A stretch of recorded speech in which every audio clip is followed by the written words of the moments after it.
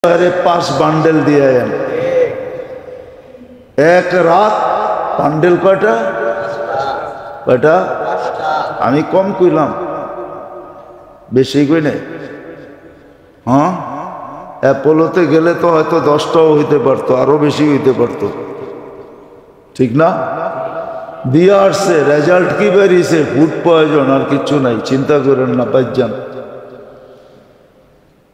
অথচ 500 টাকা খরচ করলেই হইতো বা 5000 টাকা খরচ করলেই হইতো প্রতিবেশীর জন্য তাইলে প্রতিবেশীর চোখ পড়তো না নজর লাগতো না খানার ভিতরে যে পড়তো না আর আপনার খায়া ফুড পয়জন হইতো না আমার কথা মানবেন তো না তাইলে ফুড পয়জন হইতো না আপনার তো ধনীরা আছে কিতাবে আছে দুনিয়ার অবস্থা ধনীরা যখন বখিল হয় তো দুনিয়ার অবস্থা কি হয় এটা কিতাবে আছে কোনো একদিন মনে হইলে শোনা মনে কোনো একদিন যদি মনে ওঠে আর যদি আল্লাহ এইখানে রিজিক রাখে তাহলে কোনো একদিন শোনা মনে যে ধনী যখন বখিল হয় এটার প্রভাব দুনিয়ার উপরে কি পড়ে এটা কিতাবে লেখা আছে কতটুকু প্রভাব পড়ে দুনিয়ার উপরে সমাজের উপরে কতটুকু প্রভাব পড়ে তখন সমাজ কি হয় কিরকম হয় সমাজের চিত্র কিরকম হয় সমাজের ছবি কিরকম হয় সমাজের মানুষগুলা কিরকম হয় আজকে বলা সম্ভব না এতটুকুই বললাম যতটুকু বললাম এটা শুধু ধনীদের হিসাব করে যাকাত না দেওয়ার কারণে পাই হিসাব করে আর গরিবদের হক না দেওয়ার কারণে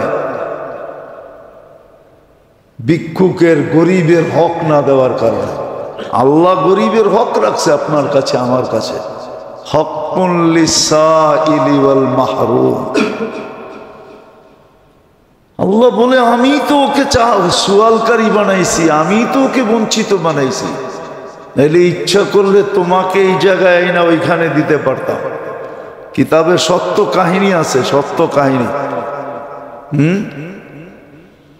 সত্য কাহিনী আছে কোন অনারব লেখলে আমি বলতাম না আরবরা লেখলে কাহিনী বড় চিন্তা ভাবনা করে লেখে এই জন্য আরবদের কিতাবে লেখা আছে কাহিনী আরবদের কিতাবে লেখা আছে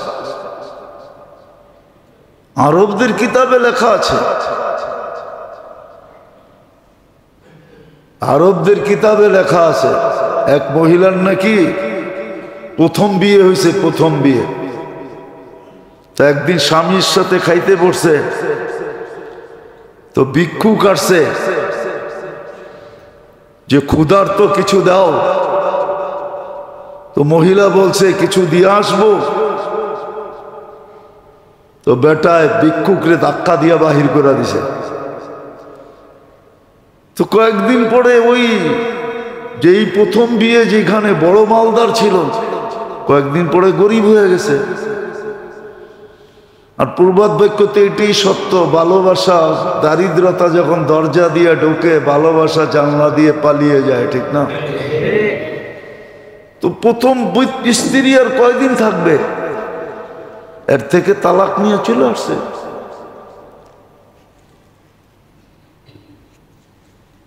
তালাক নিয়ে চলে আসছে তো দ্বিতীয় জায়গায় যখন বিয়ে হয়েছে ওইখানে আবার স্বামীর সাথে খাইতে বসছে তখন ভিক্ষুক আসছে আয়সা বলছে আল্লাহর জন্য কিছু দাও তো স্বামী স্ত্রীকে বলছে দিয়ে আসো আমরা যাই খাইতেছিলাম পুরোটা উঠে দিয়ে আসো আমরা নতুন আবার হয়তো অন্য বেলা খাবো নাহলে পাক্কুরা খাবো আওয়াজে বোঝা যাইতেছে অনেক ক্ষুধার্ত অনেক প্রয়োজন তো যায়া ফিরা আসছে দিছে তো বটে কিন্তু চোখ পানি নিয়ে ফিরা আসছে জিজ্ঞাসা করছে তুমি কাঁদো কেন বলছে তুমি যাকে ভিক্ষা দিতে পাঠাইছো জানো জানো এটা আমার প্রথম স্বামী ছিল। তুমিও কি আমাকে চিনো? না, তোমাকে তো চিনি না। বলে তোমার প্রথম স্বামী যাকে ধাক্কা দিয়া বাহির করে দিছিল আমি ওই ব্যক্তি। আল্লাহ ওইখানের মালাই না এইখানে দিয়া দিছে, আর এইখানের ভিক্ষুক দারিদ্রতা উঠাইয়া ওর গলার ভিতরে পড়ায় দিছে। আল্লাহ পারে, সত্য এটাই। নাহলে প্রবাদ বাক্য কেন হইতো? সকালবেলার ধনী রে তুই ফকির সন্ধ্যা বেলা। কেন গান হইতো? কেন হইতো নদীর এপার বাঙ্গে ওপার ঘরে এই তো নদীর খেলা। সকালবেলার ধনী রে তুই ফকির সন্ধ্যা বেলা। হ্যাঁ, তাহলে কেন ঐতিহ্য বহন করতো? বাংলাদেশে পুরান ঐতিহ্য কেন হইতো?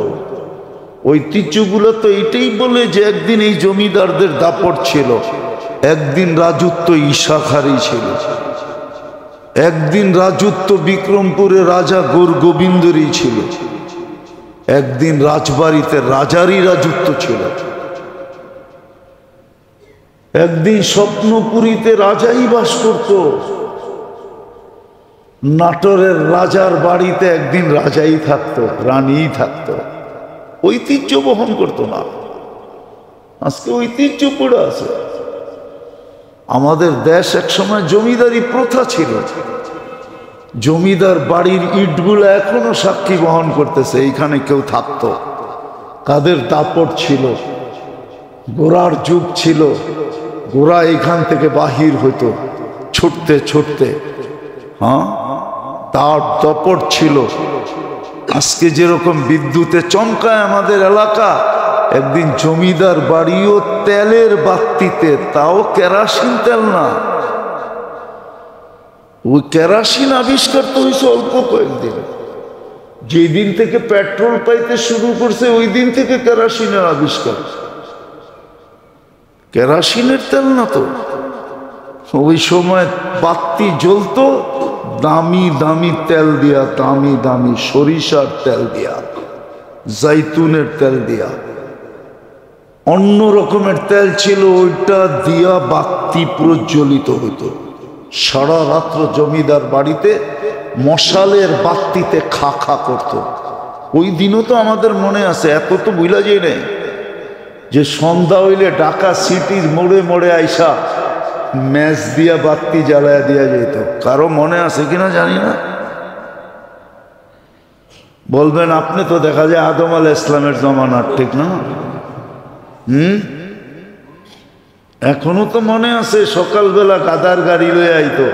আরে না, মহিষের গাড়ি লইয়া আইসা তারপরে প্রত্যেকের বাড়ির সামনের থেকে ডাম্পিং ডিগপুর থেকে বইড়া বইড়া লইয়া যেত। মনে হয় বোঝেন নাই? বুঝছেন কিছু? কিছুই আল্লাহ কোরআনে বলে দিছে। নৌ তো জাকাত পাই পাই হিসাব করে দেয় নাই। কোটি টাকা ক্যাশ ছিল, ক্যাশ। এই কাগজের টাকা না, কাগজের না, সোনা রূপার টাকা, যেটাকে আসল মাল বলে। কাগজের টাকাকে মাল বলে না।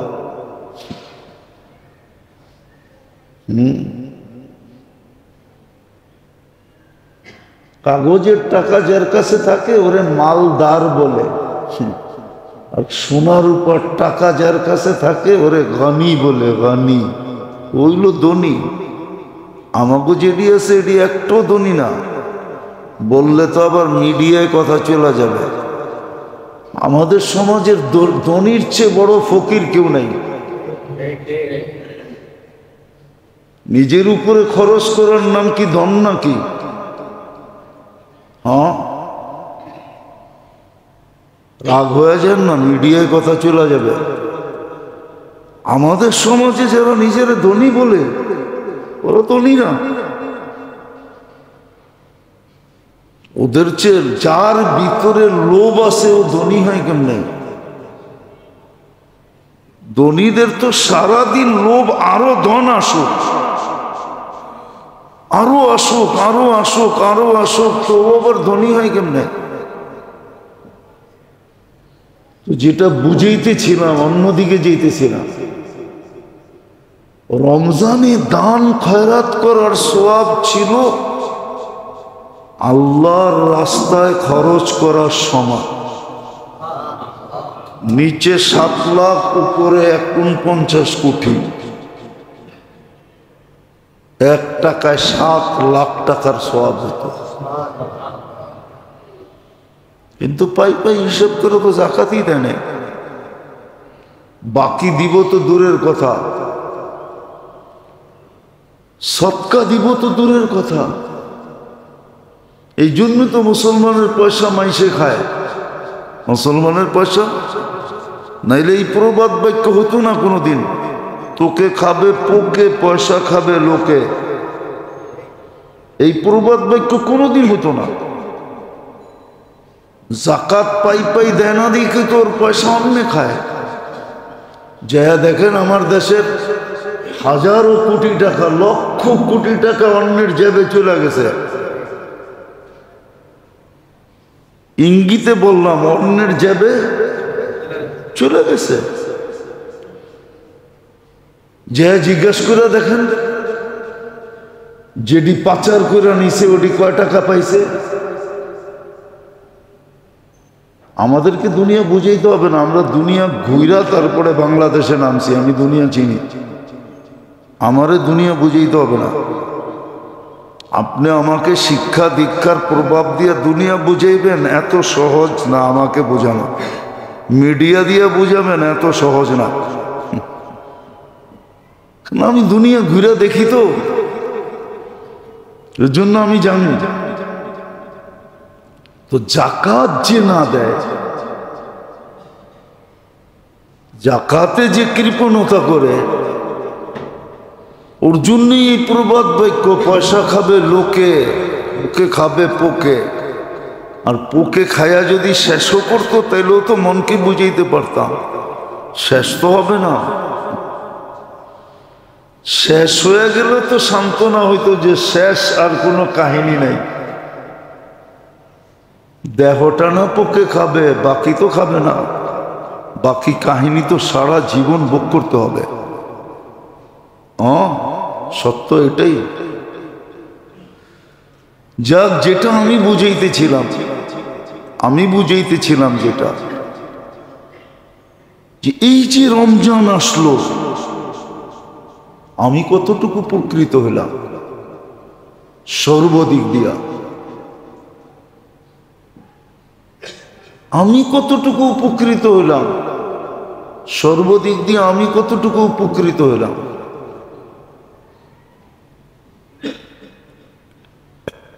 উপকৃত কতটুকু হলাম, বলা তো ছিল।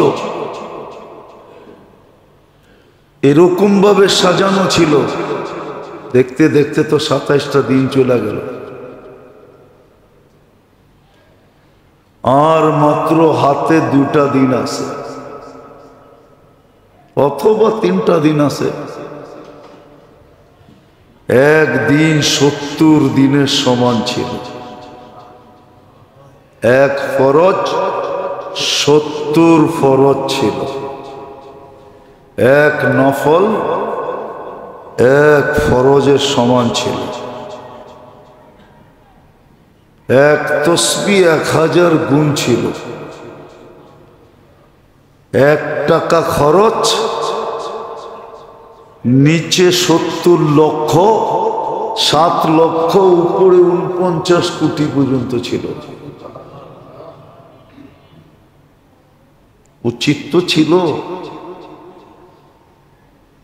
আমি তো জাকাতের কথা বলতেছি, উচিত তো ছিল এই সময়, এই মাসে কমসে কম মুসলমানের কাছে, যার কাছে যতটুকু আছে, সে আরেকজনের সহযোগিতায় এতটুকু নিয়ে ঝাঁপায়া পড়বে।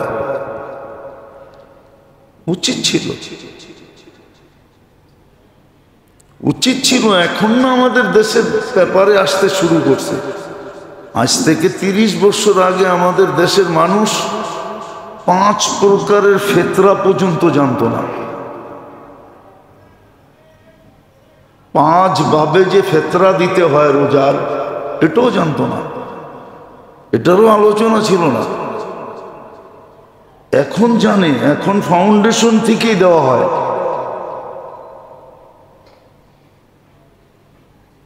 30-35 বছর আগে কেউ জানতো না। আমার মনে আছে প্রথম যখন আমি এসে এখানে বলছি, কিছু লোক এখনো বেঁচে আছে, জিজ্ঞাসা করছে এটা আবার কি বলতেছেন, যে 5 ভাবে ফেতরা দিতে হয়, 5 জিনিসের দাম, গম, জব, খেজুর, কিশমিশ, তারপরে পনির। এটা তো আশ্চর্য বোধ করছে প্রথম যখন বলা হয়েছে। এইখানে লোক এখনো 2-1 বেঁচে আছে, বাকি অনেক কবরে চলে গেছে, যে এটা কি বলতেছেন। জীবনভর শুনে আসলাম গমের দাম দিতে হবে।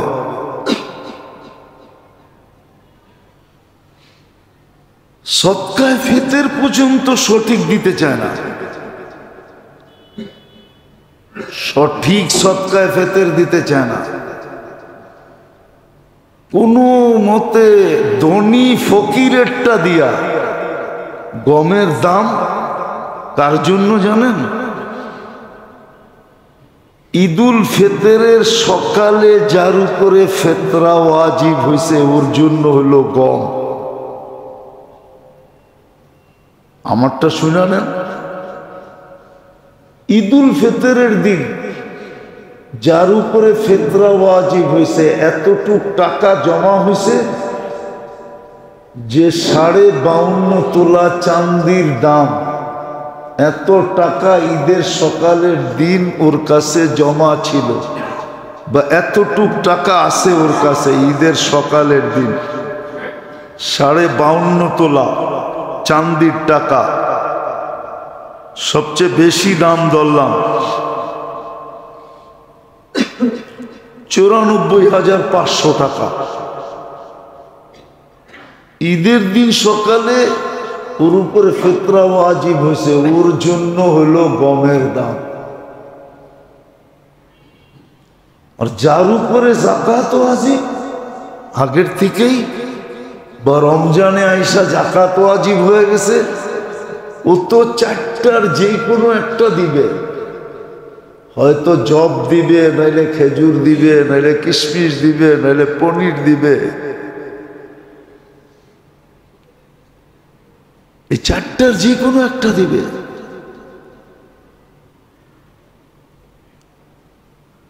আর একটা কথা মনে রাখেন, আল্লাহকে দিতে যার দিলে ধাক্কা লাগে না, ধাক্কা, ধাক্কা বোঝেন?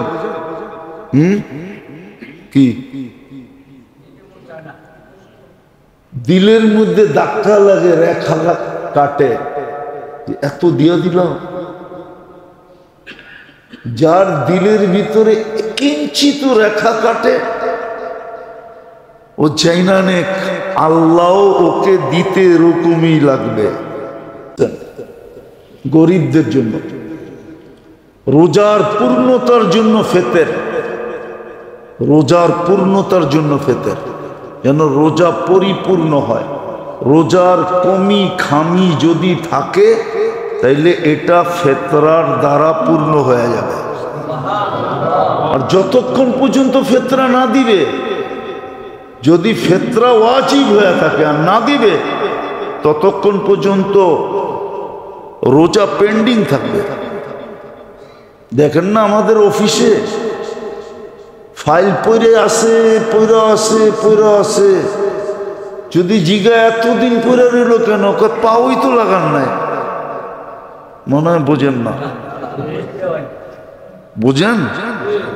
পাওই তো, এটা হাঁটবে কেমনে? পাও বোঝেন?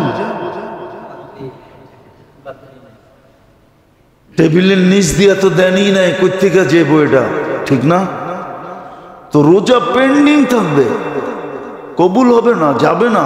কবুল তো পরের কথা, উপরে উঠবে না, এক স্তর পর্যন্ত ওইটা পেন্ডিং হয়ে যাবে, স্টপ হয়ে যাবে। এই জন্য ফিতরা সাধ্য অনুযায়ী দেওয়া চাই, মন খুলা দেওয়া চাই।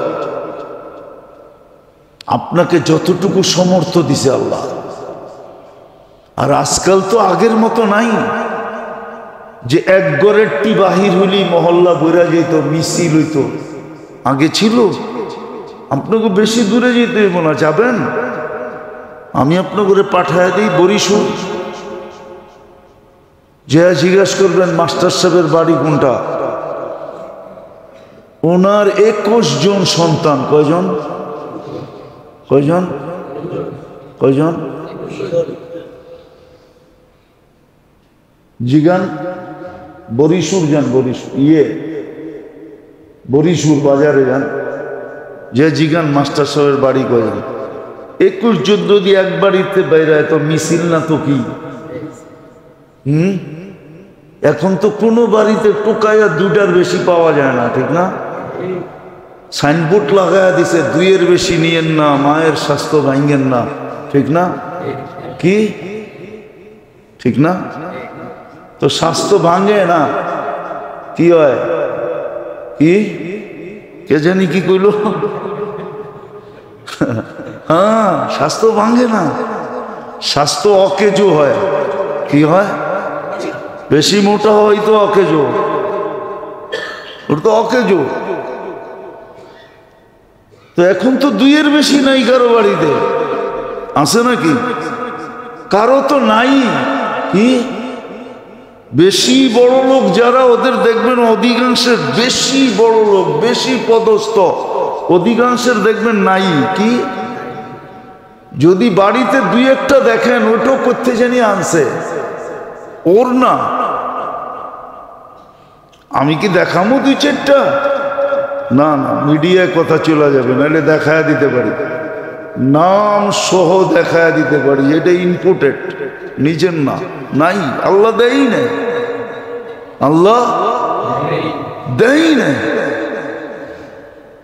দেই নাই। এখন তো কম। পনিরের জাকাত আর কত? 2800 টাকা, নাইলে 2900, নাইলে 3000, 3-4 12,000। এক ফ্যামিলির 4 জনের ফ্যামিলি হলে 12,000 টাকা জাকাত দিতে। এত দিলে লাগে কেন? দিছে কে? আরে দিয়া খুশি হন না যে আল্লাহ আমাকে দেওয়ার তৌফিক দিছে, আমার হাতটা উপরে। খুশি হন, দেখবেন আল্লাহ খুশি হয়ে যাবে। বিদেশের জায়গায় চলে আসছি, আসেন ভাবি 1000 বছরের সবকিছু নিয়ে যে রমজান আসলো, আমি কতটুকু একে দিতে পারলাম, নিতে পারলাম।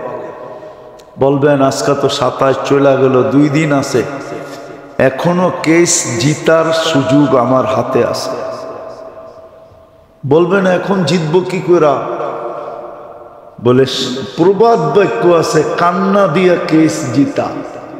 কান্না দিয়া। মহিলা দেখবেন যখন জিততে না পারে তখন কি করে? কি এই জন্যই মনে হয় প্রবাদ বাক্য আছে যে কান্দা তো জিতা লাইলা। কান্না দিয়া কি গেছে? জিতা যায়, ঠিক না? শেষমেশ কি করে?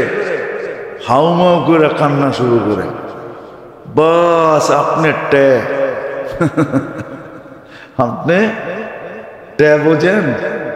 মনে হয় বোঝেন না, ঢাকায় শব্দ তো একবারে গভীর শব্দ, এই জন্য বুঝবেন না। আপনি কান্না দেখতে দেরি, ধরাশায়ী হইতে দেরি হন না, ঠিক না? এখন উল্টা আপনি আরো গায়ে সান্ত্বনা দিতেছেন, আরে আমি তো এমনি কইছিলাম, কান্দ না, এই না, এই না, ঠিক না? এখন জিতার শুধু একটাই রাস্তা আছে। 2টা রাত্র আমাদের সামনে আছে, আজকে 28-এর রাত্র, কালকে 29-এর রাত্র। 2টা দিন আমাদের কাছে আছে। আর যদি 30 হয় তাহলে আরো একটা বেশি আছে। এখন যদি কান্নার মাধ্যমে জিততে পারি, তওবা আর কান্না, তওবা আর কান্নার মাধ্যমে যদি জিততে পারি, তওবা করতে হবে, মনের থেকে তওবা। আবার তওবার এরকম হইতে হবে যে আর যেন এটার ভঙ্গ না হয়। ভুলে হয়ে গেল এটা ভিন্ন কথা, মনের থেকে তওবা করা আর চোখের পানি ঝরা। যদি কান্নার মতো কাঁদতে পারি, বলবেন পানি তো আসে না, কি করব? কেননা এটা গরিবদের জন্য আল্লাহ রসুল নির্ধারণ করছেন। কাঁচা বাথরুম ছিল, কাঁচবেন না করতে, বুঝবেন? বুঝেন না? পাও না, যে তোমার কাছে হাত পাচ্ছে ও তোমার কাছে পাও না, পাবে বিদায় হাত পাচ্ছে। আমি তোমাকে হাত পাতা বানাইতে পারতাম আর ওকে তোমার জায়গায় বসাইতে পারতাম, কিন্তু আমি ওকে হাত পাতা বানাইছি, তোমাকে আমি দেনেওয়ালা বানাইছি, আমি আল্লাহ বানাইছি। তো কোরআন বলে দিছে ও তো পাওনাটা চাইতেছে, পাওনাটা, তুই ওরে ধাক্কাস কেন? এই জন্যই তো অনেক জায়গায় বলছে আম্মা সাইলা ফালা তানহার, গোড়ার উপরে চড়েও যদি আসে আর মার্সিডিজ গাড়ি নিয়েও যদি ভিক্ষা করতে আসে আর যদি বলে আল্লাহর নামে দে, খালি ফিরেও না। কিন্তু পাওনাটা নিতে আসছে। হক্কুল লিসাইলি ওয়াল মাহরুম, এটা পাওনা। দান খয়রাত তোর পাওনা ছিল, দেই নাই, দেই নাই, রমজানে দেই না, ওয়াক্তান ফাওয়াক্তান দেই না। কত মানুষ আছে আত্মীয় স্বজন পর্যন্ত অভিযোগ করে, দুয়ারে আইসা বসা থাকে, আত্মীয় স্বজনদের পর্যন্ত ধাক্কা দেয়, অথচ যেখানে 2 গুণ সওয়াব পাওয়া যায়, কত ডাবল ডাবল সওয়াব। আল্লাহর রাস্তার দ্বিগুণ পাবেন, দ্বিগুণ, ডাবল এই রমজানে আত্মীয় স্বজনকে দিলে। উচিত ছিল খুঁজা খুঁজা দেওয়া। পাড়া প্রতিবেশীদের দিলে ডাবল পাবেন, এরাও আত্মীয়র অন্তর্ভুক্ত হয়, প্রতিবেশী এরাও আত্মীয়র অন্তর্ভুক্ত, কিন্তু খবরই নেয় না, খবরই নেয় না। একটা কথা বলতেছি, বর্তমান মানুষ 2 আগুনে জ্বলতেছে। কয় আগুনে? কয় আগুনে? 2 না, আরো একটু বেশি। সারা মানুষ জ্বলতেছে এই কয়টা আগুনে: হিংসা, বিদ্বেষ, হিংসা, বিদ্বেষ, লোভ, লালসা, ঠিক না? পঞ্চম আরেকটা আছে, সবচেয়ে বেশি বর্তমানে ভুগতেছি আমরা, মানুষের চোখের কারণে। যদি ধনীরা আদায় করতো এটা, তাইলে কোনোদিন হিংসা বিদ্বেষ দুনিয়াতে হতো না। ধনীরা যদি পাই পাই হিসাব করে করত, পাই পাই হিসাব করে দিত, দান সৎকা যদি গরিবের হক মনে করে দান করতে থাকতো, তাহলে কোনোদিন দুনিয়াতে এত লোভ, লালসা, হিংসা, বিদ্বেষ তৈরি হতো না, এত চক্ষু লাগতো না। দুনিয়ায় 70% রোগ চোখের কারণে। কেননা আপনার বাড়ির ঘ্রাণ বহুত মানুষের দিল জ্বালায়, তখন ওই চোখের রে যায় আপনার বাড়ির উপরে পড়ে, ওটার থেকে আপনি রোগী হন। খাওয়ার ভিতরে যায় পড়ে, ওই খানা খান, তারপরে ফুড পয়জন হয়, তারপরে যায়